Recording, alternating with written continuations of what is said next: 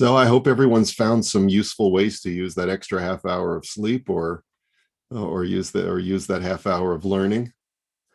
Today we're going to have a shorter session simply because now that I'm saying Kaddish, I have to make sure that I'm at Minyan every morning, and so Monday mornings was a tough day for me. So actually I'm under quarantine right now. So there's a minyan in my backyard of just 10 guys that are standing at a distance, and I'm staying on the patio. And so the minyan starts with Azia Shir at 7. So I have to finish at least at 10 to. I have to start at least at 10 to so that I can lead the davening. So that'll be for today and for Wednesday, because Wednesday is Rosh Chodesh. But other than that, we should be able to have regular learning every day for the foreseeable future. But just for today and Wednesday, we're going to have shorter sessions. Okay, so I don't remember whether we completely did this SIF or not. I know we for sure started SIF Tes, and we're learning about the laws of Geneva, the laws of theft. And SIF Tes in particular deals with supporting thievery. Even when I'm not the Ganav directly, am I allowed to purchase stolen goods from when I know that the goods are stolen? Yeah, right? Like buying something off of the back of a truck when I have a very strong suspicion that it's stolen property. Is it permitted for me to purchase it? So in Sif Tes, the Imrei Yaakov writes, Asr liknos me haganav, hachefetz shaganav. You're not allowed to steal from a ganav the object that he stole. The avon gadolhu, it is considered a serious crime, shahare machzik yedei ovrei avera, because in so doing, one is supporting sinful behavior. You're supporting sinful people. You're supporting his habit. V'al zeh ne'amar cholek im ganav sonei nafsho. And about such a behavior, the pasuk in Mishlei says, he who divides spoils with a ganav really hates his soul, because he's causing himself very serious damage. V'gorim lo lignov ginevos acheros. And not only that, but it's going to only sort of feed the desire to continue thievery. She'im lo yimtza lokeach eino gonev. He says, why are you doing that? Because when you purchase stolen goods from a ganav, you're only encouraging him to continue his thievery.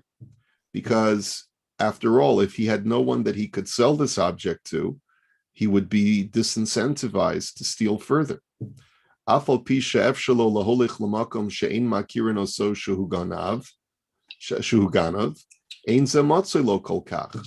says, and you could argue, you could rationalize to yourself, well, if I don't buy from him, someone else will buy from him.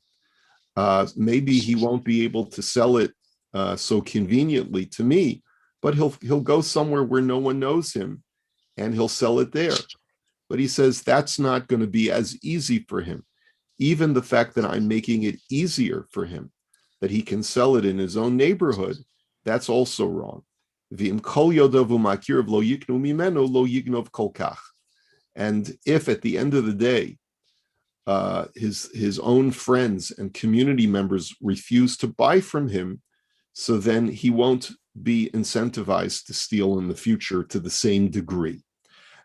In other words, the point being is that, yes, you can rationalize, well, if I don't buy from him, someone else will buy from him, so I'm not really encouraging him to steal. But the fact is, the more people that are willing to buy from him, the more it encourages him to steal. So even if I'm just the only person who chooses to observe the halacha, and I refuse to buy from him, then I'm actually helping to reduce his desire to steal on some level. I refuse to do business with this guy because I know that he acquires goods through thievery. Is it possible that other people will buy from him?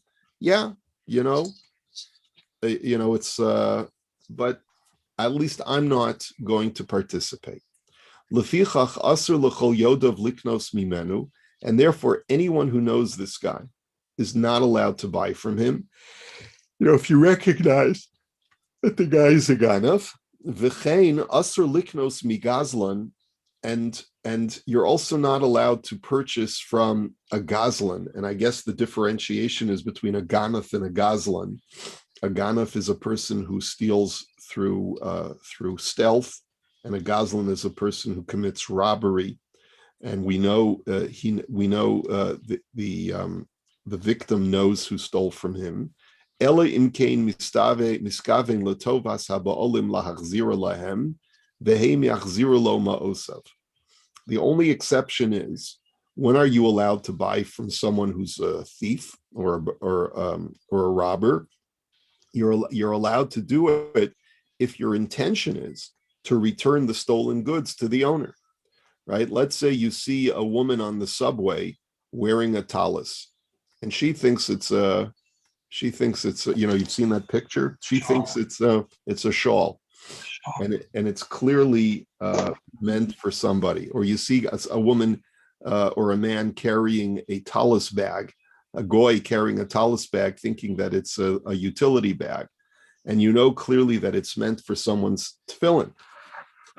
So you go over to that person and say, "Hey, are you willing to sell that?" Because your intention is to return it to the person from whom it was stolen, or who lost it and this guy found it. So then you're allowed to do that. Offer him a few bucks, get it away from them so that you can return it to its owner. And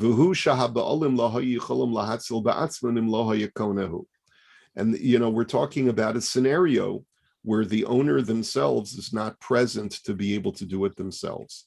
Because when the owner is able to do it, then you should not get involved.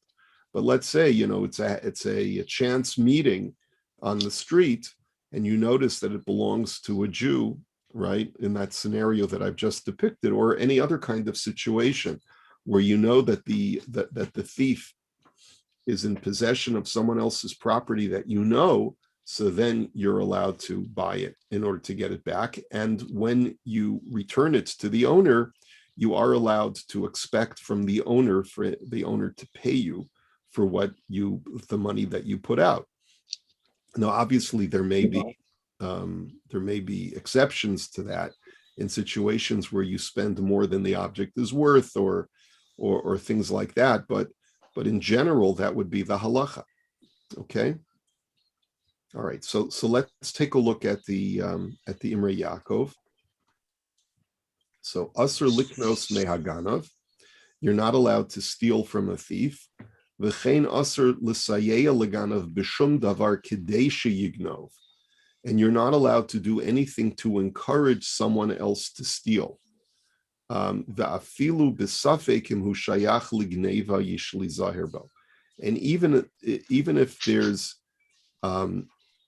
it's unclear whether something is attached to thievery or not, you have to be very careful. And we're going to go a little bit further in that halacha. When you're not sure whether something is stolen or not, are you allowed to purchase it? But certainly getting involved with people who commit thievery on a regular basis, as we'll see in the ensuing halachas where we're going to be talking more about this, you have to really avoid it as much as possible.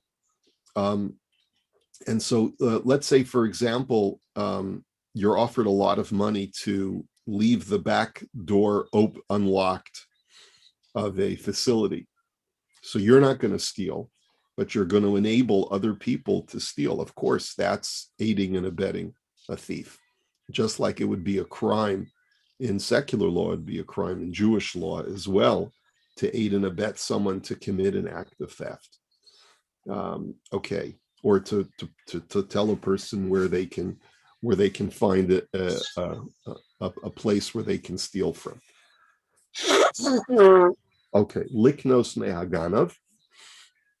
You're not allowed to purchase from a ganav. V'hu adin lekabel b'matana asur. It's not only asur to purchase from a ganav, but even if the ganav wants to give it to you as a gift, but you know that it's stolen, you're also not allowed to. V'davka mehaganav atzmo. Avalim kfar machru la'acher v'rotza liknos mimenu ayin lekamen sif yud yud aleph b'sif chaf. Well, we're going to see that there's one, if the object is no longer in the possession of the ganav. So, for example, the ganav has already offloaded it. He's already sold it or given it away to a third party. And the third party wants to sell it. So then, as we're going to learn the halacha, you're allowed to buy goods that you know originally were stolen, but are no longer in the hands of the thief. Okay, if a third party is in possession of the goods, then you are allowed to buy it from the third party. Now, this might have exceptions as well, but let's just accept this at face value. The principle is that anything that is stolen, even if the owner had yeush, even if the owner has given up hope of retrieving the object, it still is legally in the possession of the original owner. So let's say Ganef, we'll call him, his name is Ganef. So Ganef goes ahead and steals from Reuven. Even though it's no longer in Reuven's possession, it's in the possession of Ganef, it still halachically belongs to Reuven. And so therefore, if I purchase it from the Ganef, I'm taking something that literally belongs to somebody else, and I'm participating in the theft because it's still Reuven's property. And I have a halachic obligation to give it back to Reuven. I'm not allowed to buy it and keep it for myself. But if it's already changed hands from the original Ganef, and Ganef went ahead and instead of keeping it for himself, he gave it or sold it to Shimon, and then Shimon wishes to sell it or give it to me. So by the time it got into Shimon's possession, you now have two things that cause an object to lose the status of being owned by Reuven. One is Reuven may have had Yeush, and if Reuven had Yeush, plus the fact that there was what's called Shinoi Rishus, that it changed hands and is no longer in the possession of the Ganef, so then those two together, both Yeush and a change of possession from Ganef, now makes it no longer owned by Reuven. And by that time, therefore, it's permitted for me to purchase it. Again, we'll see that there are going to be exceptions to that as well. If Shimon is a regular purchaser from Ganef, and he's part of a ring of distribution of stolen goods, so then Shimon becomes a Ganef as well, and it still remains in the possession of Reuven. But we're talking about where Shimon is not part of a regular ring of thievery, and it just happens to be in his possession now, so then I'm allowed to purchase it from Shimon. And we're going to see that as we go into the ensuing halachas. Okay, the next point in the Imrei Yaakov is hachefetz sheganav. You're not allowed to purchase the item that he stole. V'im hachefetz nishtana shinoi she'eno cheretz chozer libriaso. Then he says mutter liknoso k'diisa lekamen sif chaf gimel. So there are two terms that involve the word shinoi, a change. Either a shinoi rishus, a change of ownership from the Ganef to Shimon, let's say, but there's also another kind of shinoi where it's still in the possession of Ganef, but a physical transformation has taken place where, let's say, Ganef stole wooden beams and now has converted it into a box, let's say, or some other structure made out of wood. So since the original stolen goods have undergone a physical transformation, we've seen this concept before, this too causes the object to no longer be in the possession of Reuven, and it is permitted, therefore, to purchase it from the Ganef, unless, of course, there's still a concern about encouraging him to continue, and we'll see more of that when we get to Sif Chaf Gimel much later on. Machzik yedei ovrei avera, you're supporting sinful behavior and sinful people. Va'over alifnei iver lo sitein michshol, and therefore by supporting his habit and you are in violation of the prohibition of do not place a stumbling block in front of a blind person, which means that you're not allowed to encourage someone else to perform an Aveira. Now, there are many shades of this, and I think what we'll do is, let me just see, I think that in the Biurim, there's going to be some clarification of what level of Lifnei Iver Lositin Michshol is. Is this an Isser de Oraisa, or is it an Isser de Rabbanan? But the point is that there's clearly an Isser of encouraging someone else to do an Aveira. And Vigarim lo lignov, and you're causing him to steal. The Gemara Amru al Zeh Mashal, and the Gemara gives an analogy, and the analogy goes like this: Da Amri Inshi Lav Achbera Ganav Elachura Ganav. He says, people, there's a phrase that was prevalent in the times of the Gemara. They said it's not the mouse who steals the cheese, it's the hole that steals the cheese. Do you remember us learning this? I'm trying to remember if we learned it before. It's not the mouse who steals the cheese, it's the hole that steals the cheese. And this is a Gemara in Gittin and in Kiddushin. And Upirish Rashi, Ilmole Chur Sha'achbar Matzniya Genevaso Sham Lo Hayagone. That if it weren't for the fact that there was a hole for the mouse to run into, he wouldn't be able to steal the cheese. It's only because he can get away with it by running into the hole that he steals. Right? That's from all those Tom and Jerry cartoons that we watched when we were kids, that we remember this, right? So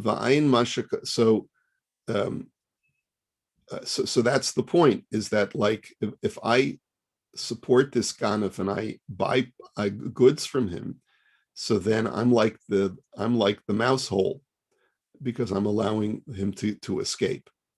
And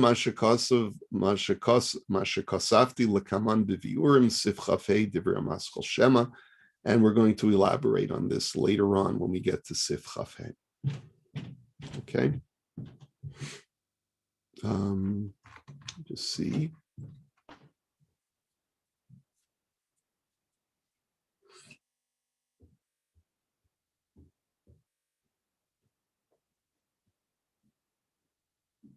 So he deliberates in in the Biurim. He says, we just pointed out that technically the stolen object leaves the possession of the original owner once the original owner has yeush, plus there's a shinoi. Either there's a shinoi rishus, where the ganav gives it away to somebody else or sells it to somebody else, or it undergoes a physical transformation. And then apparently there is not as great of a prohibition because it no longer is in the possession of the original owner. But he says that that's not so simple. He says, V'yesh livrarer, ma hadin hecha shehachefet shegazol nishtana shinoi sheinu chosu libriyaso, da'az hu nikna legazlan, af imlo haya yeush ba'olim. He says, even if there's no yeush, once the object is transformed into something completely different, and you can't restore it to its original form that it was stolen in, it no longer belongs to the original owner. It's that the thief has a financial debt to the original owner, but because he can't return the original item that he stole. He says, would you then be permitted to steal it from the ganav? V'lichora, he says,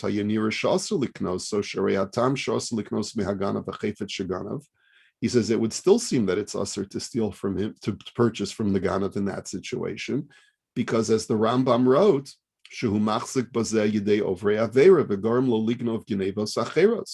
because you still have the problem that you're encouraging the ganav. You're like the mouse hole. You're encouraging the ganav to steal more things. So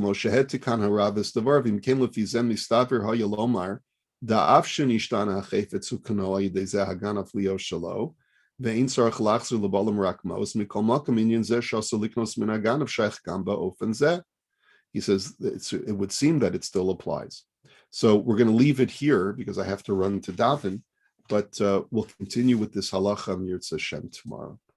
Okay, so Shkoyach. let me wish you all a good day.